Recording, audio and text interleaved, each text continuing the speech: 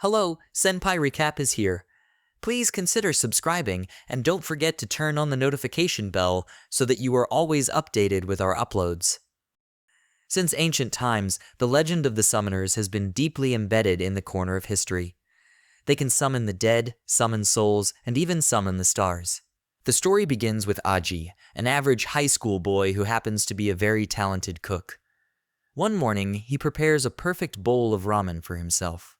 When he finished the ramen he cooked, a strange orb of light appeared, and a beautiful girl with long, flowing pink hair came out of it. To Aji's shock, he dropped the ramen, and when the woman noticed it, it suddenly shrank. She immediately caught the ramen, which she ate without permission. After devouring the food, she exclaims that she hasn't had anything that nice in centuries.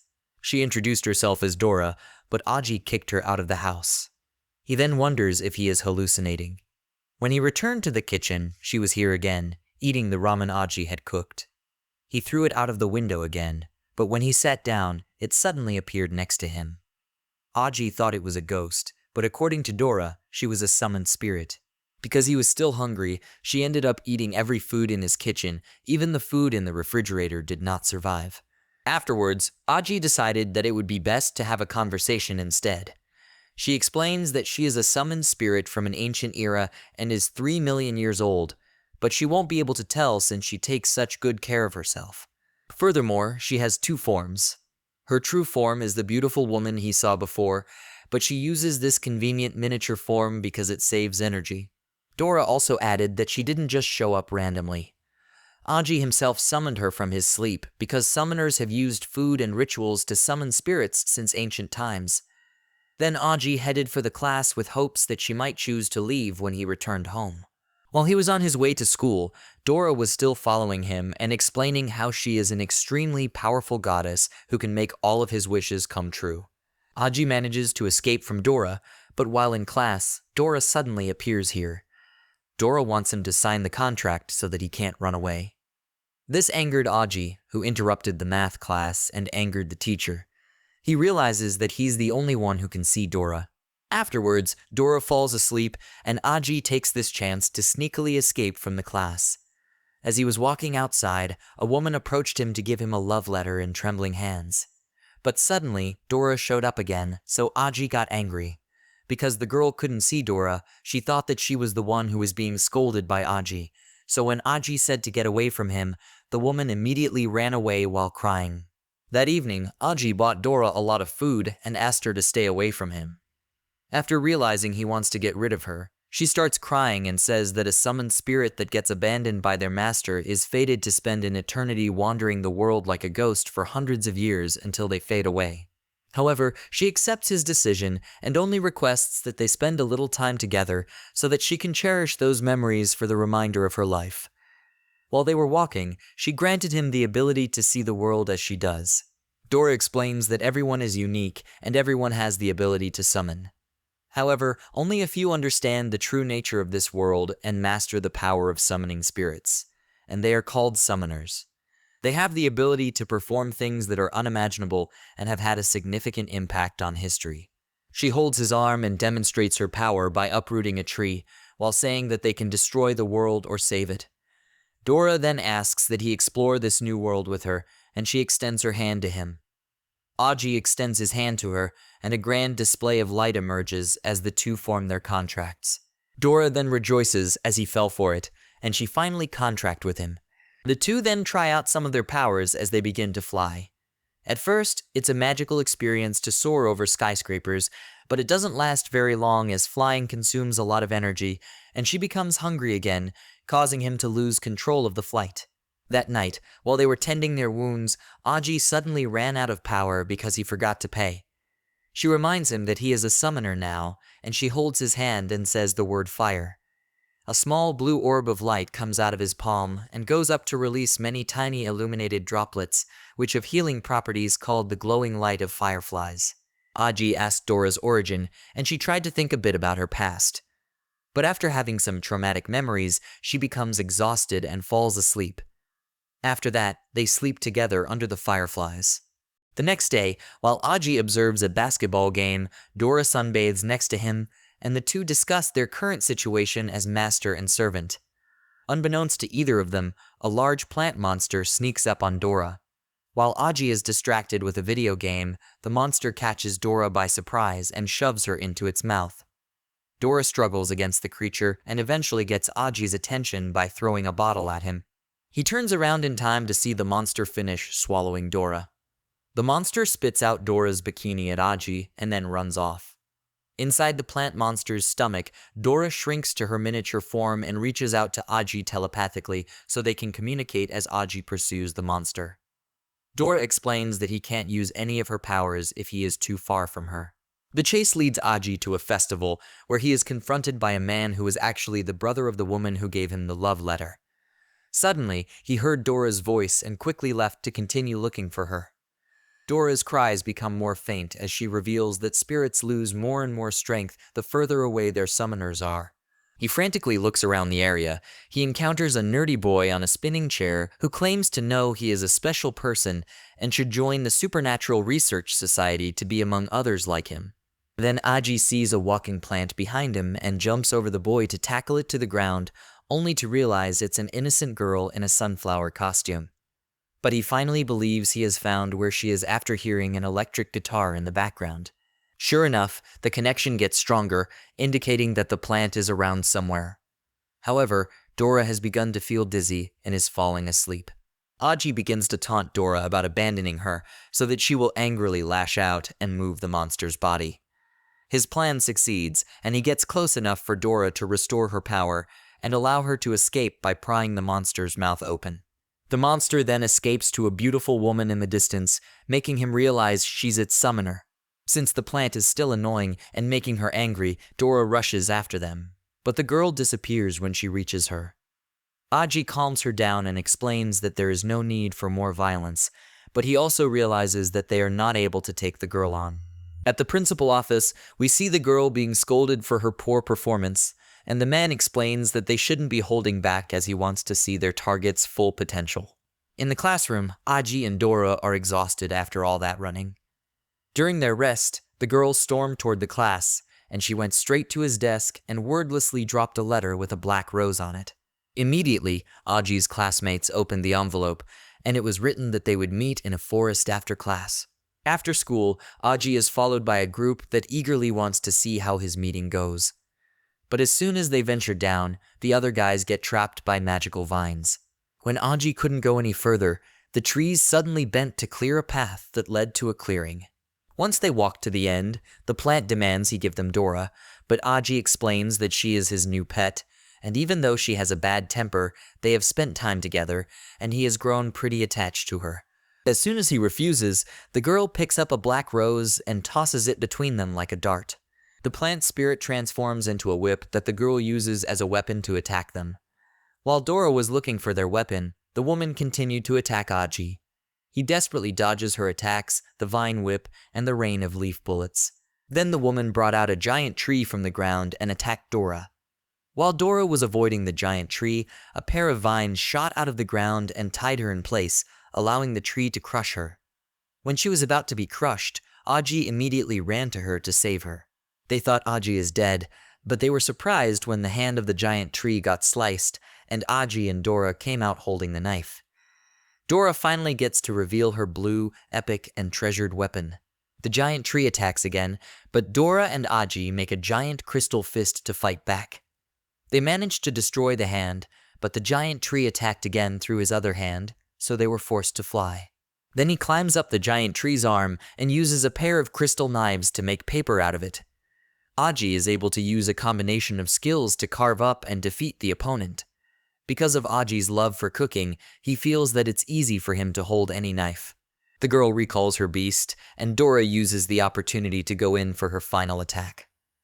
However, Aji is able to react just in time to stop her, saying he doesn't want to become a murderer and that she had been holding back the entire time. Dora turns around and is shocked to see more giant trees. She completely changes her tune, explaining that all this violence is so boring and asking if they would like to enjoy one of Aji's delicious meals. Outraged, the plant responds by claiming that his master is not a glutton like they are. However, her stomach begins to rumble, and everyone is shocked at her. At Aji's house, where he cooks up a delicious feast for dinner. While they were eating, the plant told them about the good and bad summoners, and there were also evil spirits. But before the plant talked more, the girl shoves a chicken drumstick into his face and walks out of the house. Also, Aji follows her outside the house. That's when the girl introduces herself as Hana. She says that she understands his character very well, but she isn't too sure about Dora, so she will keep watching them 24 hours a day. After that, she gives him another black rose and leaves. The next day, while they were at school, Aji suddenly encountered various kinds of animals. As soon as they left school and arrived in the city, the wild animals also spread. They see on a big screen that it reports that all the animals in the city zoo have escaped and spread across the city, causing an emergency where all citizens must go to the nearest shelter for safety. Meanwhile, a blonde girl walks in front of a horde of animals, and Aji immediately gets her out of the way by tackling her.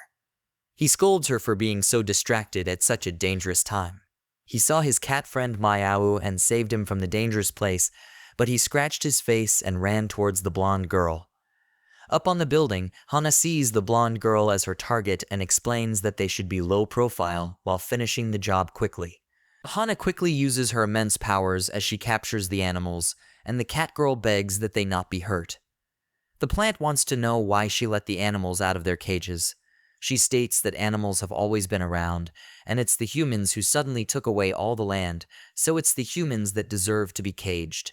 Hana is attacked by a cat girl, and this is where their fight begins. The cat girl is incredibly fast, but Hana is able to dodge the attack. Dora wants to join the fight, but Aji just wants to watch and see how it turns out. The cat girl dodges Hana's vine whip, but one of her legs eventually gets caught, after which Hana swings her into buildings. He comes out of the lips even more furious and runs toward Hana. She uses the eyes of the eagle to avoid Hana's whip. The blonde girl avoided the attack from the ground, and she jumped over the buildings and turned into a mighty bear to crush Hana, but she avoided it. In the distance, Aji and Dora are still watching the fight. Then Hana brought out the giant tree to fight the bear. At first, they seem evenly matched, then Hana uses Bob to make the big tree even stronger. It grows 2 more arms on the tree, and the tree floods the bears with punches, sending it flying toward Aji and Dora. Before the bear fell on them, the giant tree hugged it with a tight grip, and it burst into green liquid, which transformed into an aggressive pack of wolves. They attacked the giant tree at the same time and beat it, causing Hana to receive a few scratches. But she used a spell to grow spike on the tree's bark. Using this form, they were able to defeat the wolves quickly. The wolves transformed into a giant serpent and quickly attacked the giant tree. One hand of the tree was removed from the giant serpent, which beat up Hana even more, causing Aji to worry that both girls will die if they keep this up. He asks Dora if she has any non-lethal weapons. However, they have run out of time, so he begins to act. When both the giant snake and the giant tree attacked, Dora called upon her soul shackles, and they successfully stopped both of them. Aji states that there is no need to continue the pointless fight as he has discovered who the summoner is. He explains that the cat girl was merely a summoned spirit, and his old cat friend Meow is the summoner. Although he's not sure why she did it, he's certain she had some reason. The cat starts crying and remembers the first day she met Aji. She has a flashback to the time when she was gravely injured and Aji was the only human kind enough to treat her wounds. Dora says that since the summoner has been stopped, the conflict is now over, but Hana and Bob demand they hand over the cat. Aji refused, and he first took care of the cat until it had healed. Dora goes on to say that since they are hurt, it would be smart for them to back down. Bob tries to persist, but Hana states that Aji is making the wrong friends and enemies and walks away. Later that night, it was announced that the animals were under control. Mayao speaks through the catgirl's spirit about how every animal has the potential to become a summoner, and the best summoner she knows is her brother. However, the last time she saw her brother was when he left her. Since then, she has been following his tracks, which brought her to this city. By the time she reached here, she had lost her summoning powers because of all her injuries, but kind Aji helped her recover. After returning to full health, she decided to cause a big commotion in the hopes that he would notice her. Aji pets her head and reassures her that she will find her brother. The next day, Aji wakes up to the sound of the doorbell. When Aji opened the door, he saw a strange creature with the same face. They inform Aji that he is being invited by their master to his house. When Aji refused, they immediately brought out all kinds of weapons. Because of this, Aji couldn't do anything but just join them. They were brought to a giant mansion, and they were met by Hana and Bob. While they were on their way to the mansion, they saw different kinds of summoned spirits working around the mansion. To their shock, Bob points out that all these spirits are controlled by a single summoner, the master of this giant mansion. When they entered the mansion, they saw a huge statue of the first leader of the Watchers. As they were going up, Aji heard a woman's voice. He looked at the statue, and suddenly he was transported to a large place. He saw a woman calling him next to a big tree. When he approached it, he suddenly woke up and explained to everyone that he must have just spaced out. They finally arrived to meet Hannah's grandfather Harlan, the master of the house and the head of the Black Rose family. Dora only sees him as a regular old man, but they suddenly feel a strong aura. Then Harlan used some invisible force to make them all sit, while charmingly telling them to make themselves comfortable. Harlan explains that all things have a spirit, and the legend goes that the source of all spirits is a single crystal. Wars have been waged over it for centuries, and summoners have been divided into two camps. One side lets nature run its course and protects the balance of the world. They are called the Watchers. The other side steals all summoning powers by any means necessary and seeks to take over the world. They are called the Destroyers. Finally, he directly asks Aji which side he wants to be on. Aji explains that his parents told him not to join the Mafia, as all that violence has no future. Harlan reveals that he knows his parents abandoned him when he was 5 years old without leaving a trace. He is a model student with 2 part-time jobs and dyes his hair to hide its natural blonde color. He predicts that Aji probably still has a picture of his parents in his wallet. Dora doesn't believe this old man and ends up searching Aji's wallet, finding a photo of Aji's parents. Harlan also revealed how he knows that Meow is in search of her brother, and that he is now a notorious criminal wanted all over the world as one of the Destroyer's dreadful assassins. Just then, someone suddenly attacked them, and Harlan immediately stopped them. He notes how it's been years since his last encounter with the Destroyer. He will make sure that neither he nor his allies will be leaving there that night. Harlan shows his excellent mastery of different elements in battle, but after the man displays his own destructive power, he determines the area is no longer safe. He tells the others to evacuate, and Harlan makes Hannah promise to keep Aji safe. The group managed to get outside, only to find the entire manor had been destroyed. The servants beg that they run for their lives, but a woman appears, who is also a member of the Destroyers, and shoots the summoned spirits. Hannah gets angry and immediately attacks with her whip, but the woman easily dodges it, summons a gun, and fires at Hannah, almost hitting her in the face. As Hannah and the woman continued to fight, Mayao saw her brother. The guards of the mansion attacked her brother, but he quickly defeated them and even the chef of the mansion. She is glad to have finally found him, but his brother has no word and attacks her. Aji, who sees this, furiously charges toward him with the help of Dora's powers. However, he was surprised when he went to another place and became a child. He is embraced by a woman, and he refers to her as his mother. In reality, Aji is knocked out as Dora tries to wake him. Meanwhile, Harlan shows off his speed to the opponent, giving him an air combo. Hannah can tell her grandfather is winning as she confronts the gun chick with one of her giant trees. But the woman has a pair of shoes to lift herself off the ground and avoid the attack. Another destroyer rises out of the ground and strikes the tree from behind, causing grave injuries to Hannah and Bob. The destroyer comes out behind her and slits her throat. Harlan notices this, and he immediately heals to stop the bleeding, but he can't finish healing her when he is interrupted. While trying to save Hannah, he gets ambushed by 3 destroyers at once, and the gun freak blows a hole in his head. He has the thought of his beloved granddaughter, which gives him the will to release his spirit to its full strength. The brother tried to attack him, but Harlan unleashes a spell so powerful that it forms craters all the way down. Unfortunately, the destroyers manage to evade it, and their final member of their group appears, claiming that he has waited for this day for so long. The leader defends himself with a Grim Reaper spirit, then absorbs his spiritual energy, and Harlan drops dead. The leader states that their objective is now complete and tells his followers to spare the others because they'll be useful later. The following day, while Dora is watching the news of what happened in the mansion, she can't help but feel irritated and want revenge right away, but Aji points out that they don't stand a chance at defeating them. Instead, they should take some time to gather information and think of a solid plan.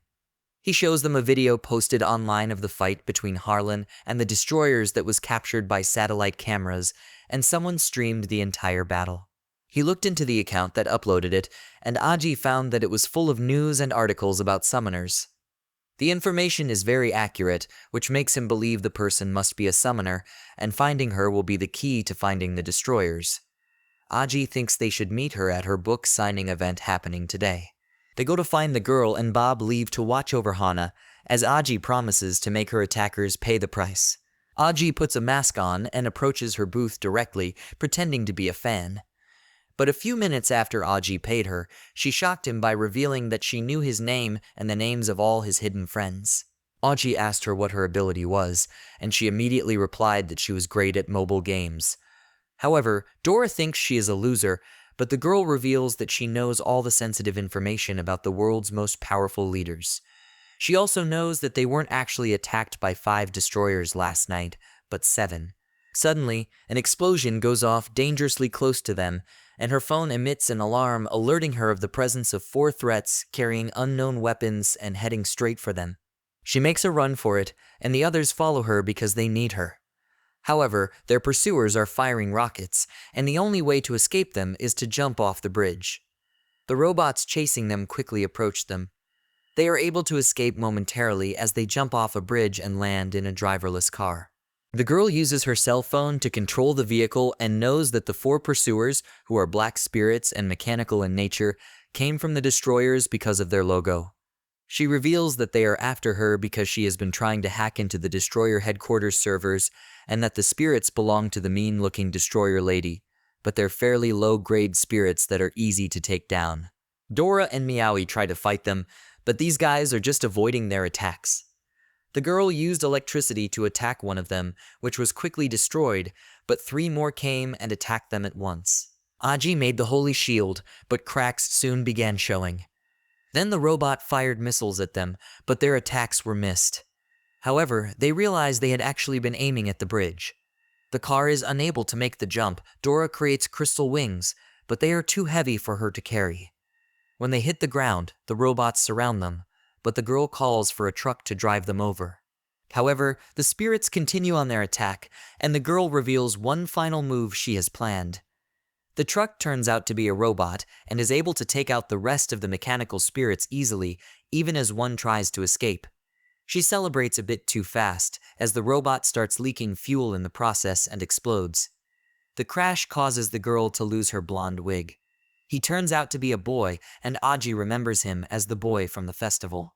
Aji then formally invites him to join their group and become their eyes, but Stan says he'll need some time to think about it. He takes them to his secret laboratory, which is actually a van covered with stickers. Aji states that their current goal is to gather as much information on the destroyers as possible.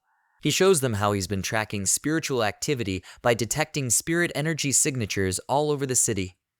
Green dots mark dormant spirits, and red dots represent destroyer activity. What they see now is from a month ago, but as he moves the timeline forward, it becomes clear that the red dots are quickly overtaking the green ones, indicating that the destroyers are taking spirits. He shows how there were many green dots at Harlan's castle, so the attack was probably seen as an opportunity to obtain many spirits, like a spiritual bank heist. Stan also reveals how there had never been much summoning activity, but after March 17th, spiritual powers started fluctuating all over. Aji realizes that was the day he summoned Dora. They go back to the Black Rose Manor to investigate the scene for more clues.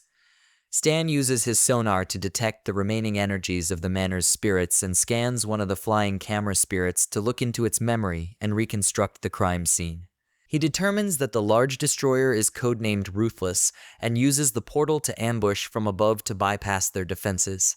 Stan believes that a dimensional summoner had to be hidden behind the portal. The woman with the gun is named Flames, and her main form of attack is firearms and explosives. The 4th destroyer was Crow, Mayao's elder brother, and an animal summoner just like her. He asks Aji to describe what happened right before he passed out. Aji states that he got transported to a strange place, just like a dream. Stan revealed that his mind was hijacked by a stealthy destroyer named Dream. The sixth destroyer is the one that took Hana down, and is codenamed Shadow, a cold-blooded summoner of illusions. Stan reveals that the one who landed the final blow on Harlan was the destroyer's boss. He can absorb spirits and people's souls like the Grim Reaper. Stan reveals that their attack's objective has been hidden someplace within the huge crater they left behind. They slide down to the bottom of the crater, and Stan's sonar reveals that there was a museum containing thousands of spirits safely locked away by Hannah's family as watchers, but now they've fallen directly into the hands of the destroyers. They're saddened to think how Harlan had worked so hard to save their lives, and Stan explains how he was the strongest, most capable summoner he has ever seen. Aji finds a strange-looking fragment among the rubble, which Stan analyzes to determine that it was a piece of Ruthless's stone body, and notice that it has a unique scent.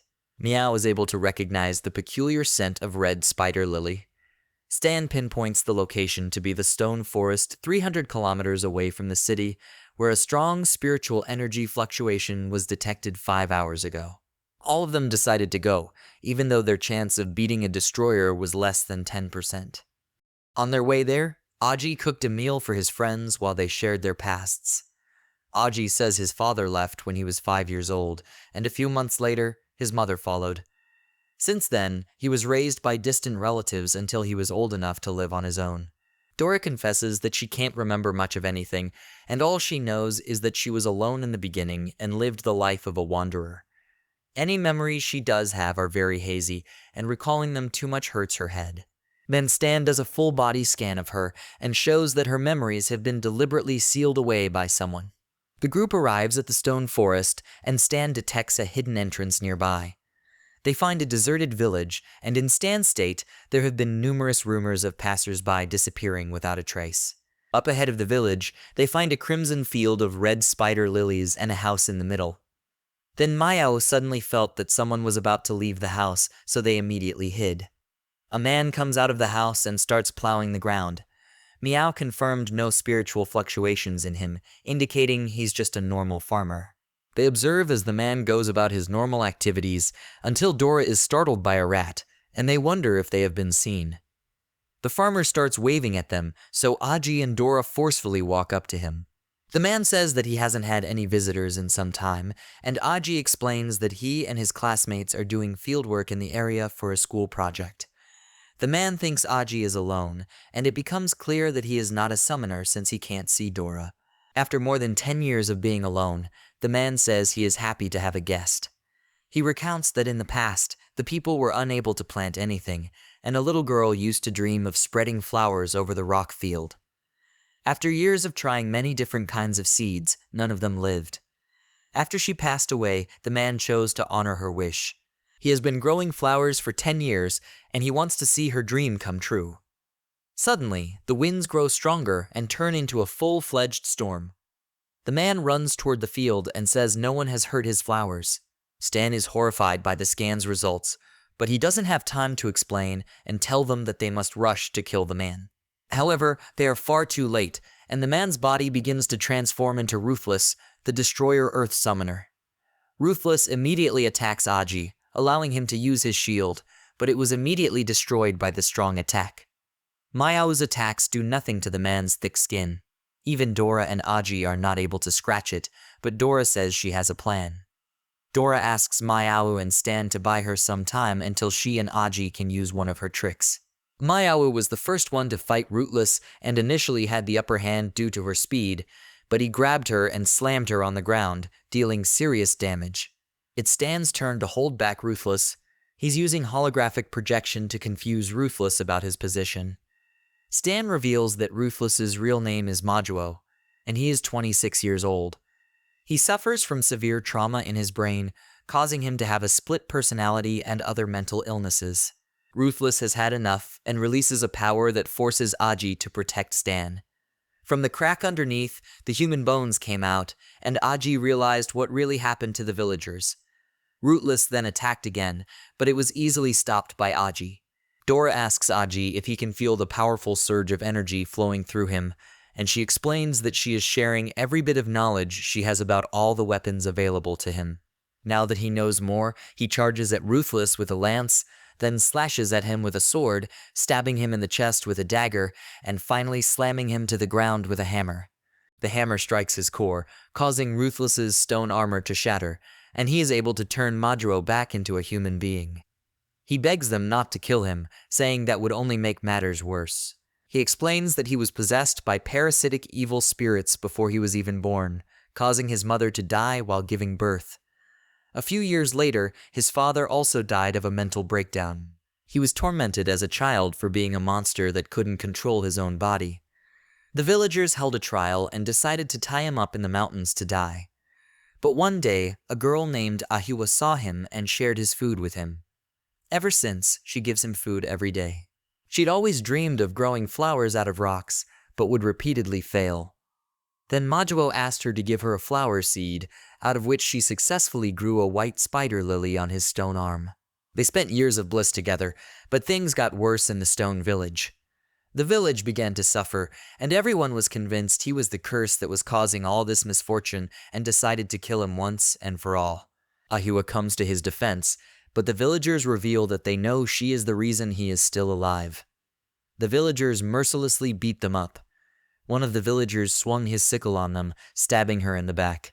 The person he most wanted to protect has now died in his arms. He lets out the parasite, and the anger that had been building in him for years instantly takes over. The entire village was destroyed, and much blood had been spilled.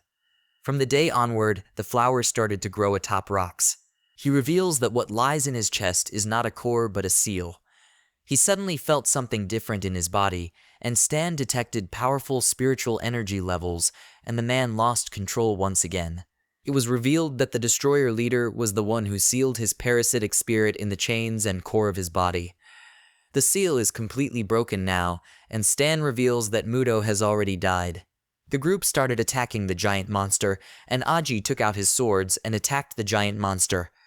Stan used his phone to blast him, but it looks like it is not working. Mayabu followed the attack with his wolf fangs, but even though that power is still not working, she got stabbed. Stan is knocked back as well, and Aji tries to use Dora's hammer once again.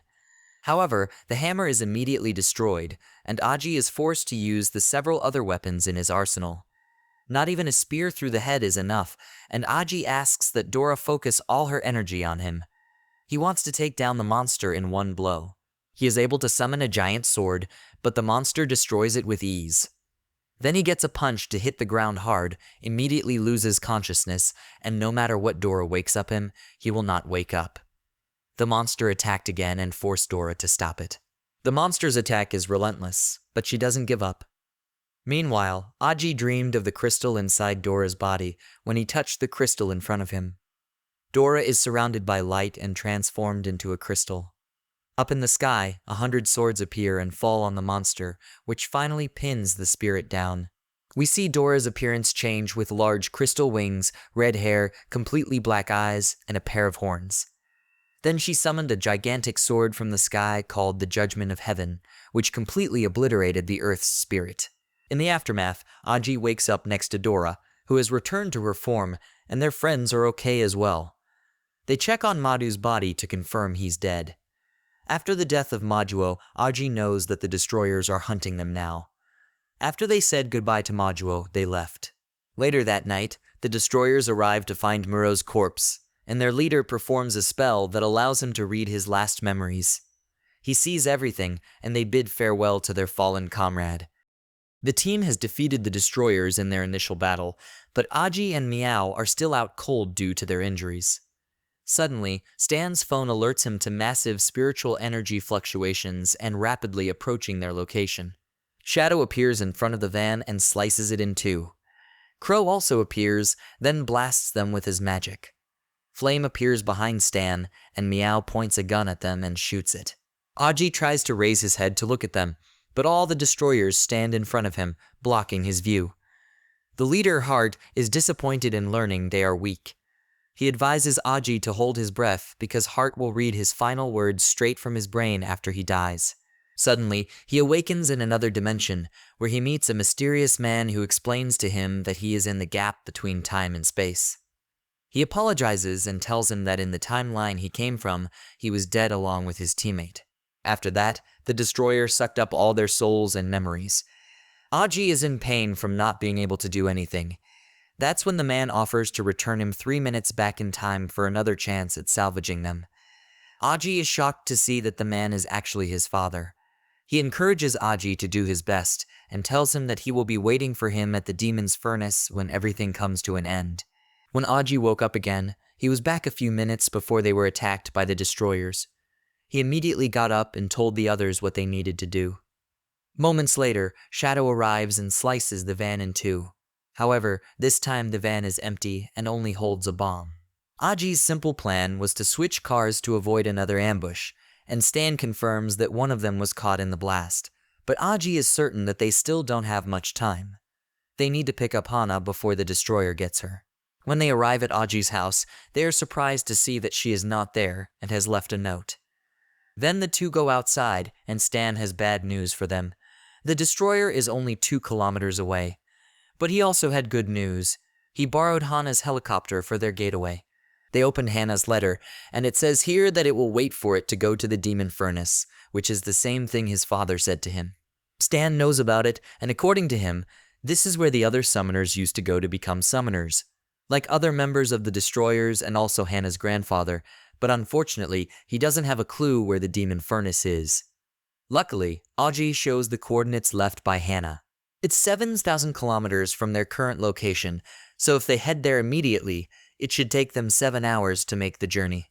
A few hours later, Stan wakes them up and arrives at the entrance to the demon furnace. The helicopter gets violently tossed around by the hurricanes until, all of a sudden, everything becomes calm, but Aji can sense that something isn't right.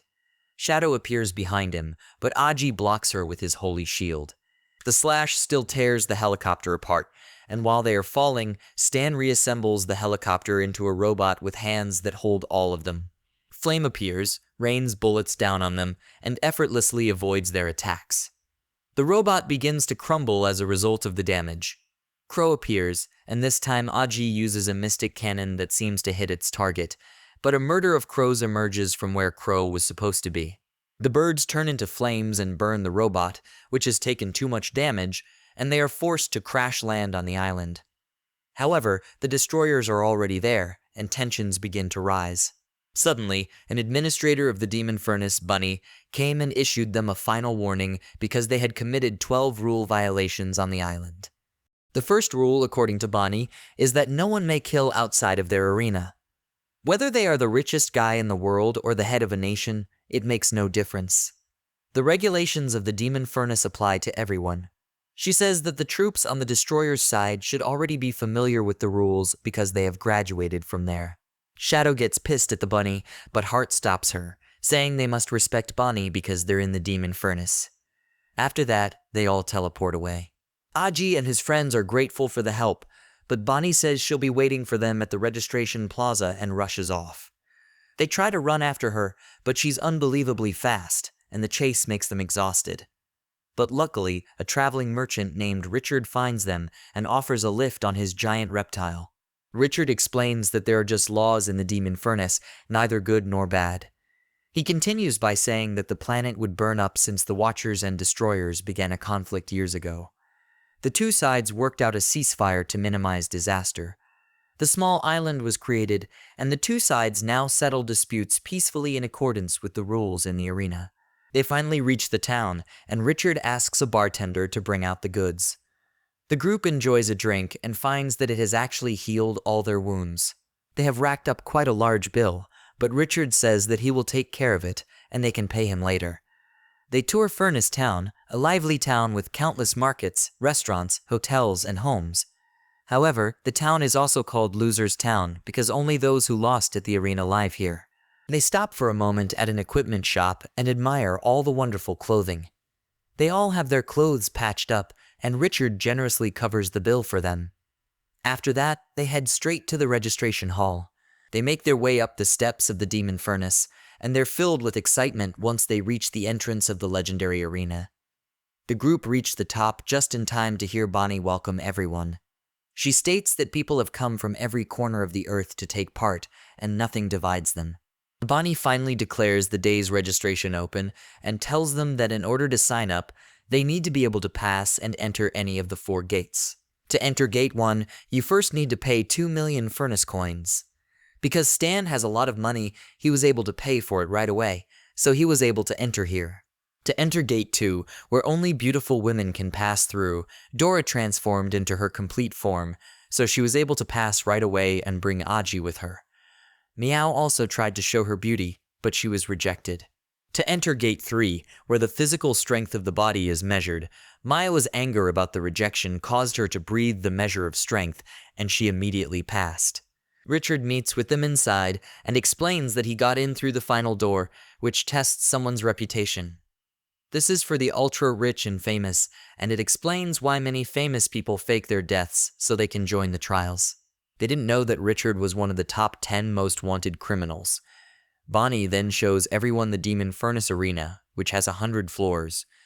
The platform starts descending when they meet a bunch of repeat competitors who haven't even gotten past the first 5 levels.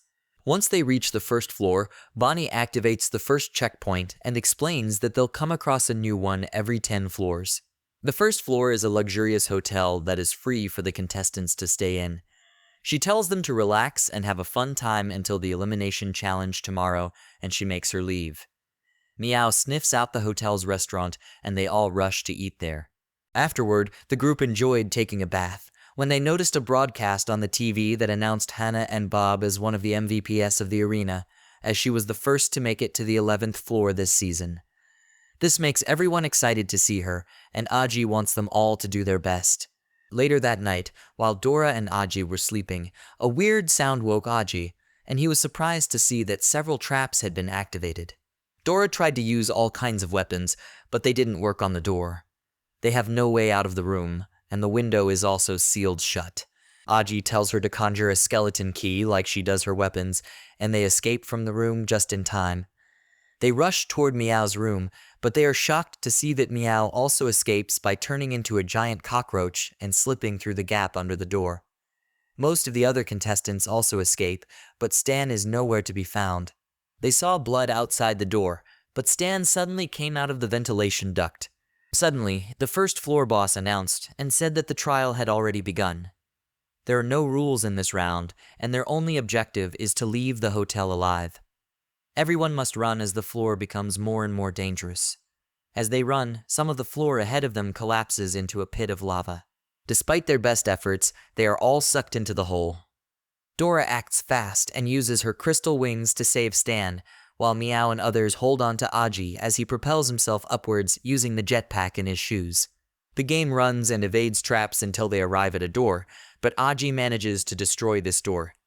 Inside, they saw the other contestants and the first floor boss named Renault.